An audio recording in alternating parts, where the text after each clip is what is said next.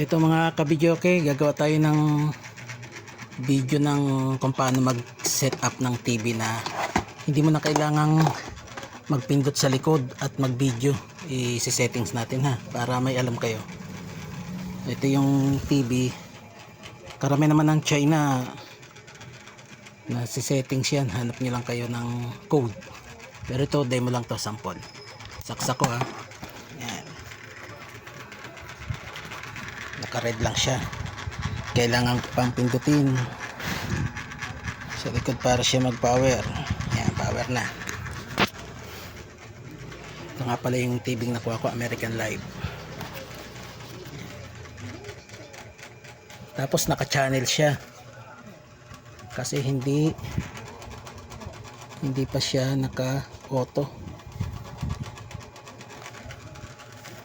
Ang gagawin natin, pindot lang kayo ng menu, pindutin niyo yung menu, tapos 1147 ito, 1147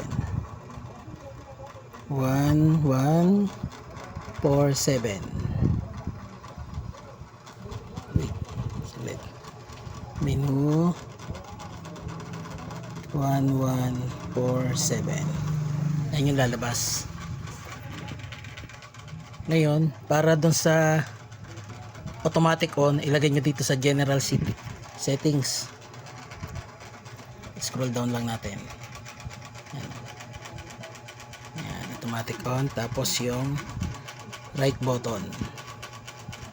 Yan, pupunta na siya power. Naka-off pa kasi yung kanyang power mode. I-automatic natin siya, i-on natin. Para pag open ng TV, pag saksak, naka-on na kaagad. Hindi nyo na kailangang mag-on pa. Okay, naka-on na siya. Tapos back lang kayo, exit. Menu ulit. Gawin naman natin yung video. 1147. Wait. Ayun. Menu 1147.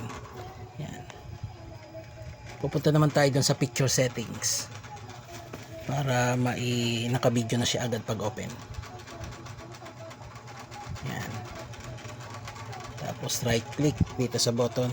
Dito lang naman yung pang scroll niya eh. Right click. Yan. TV source pa. Ang source niya is TV. Babaguhin natin yan. Gawin natin yan, audio video. Pwede ring HDMI.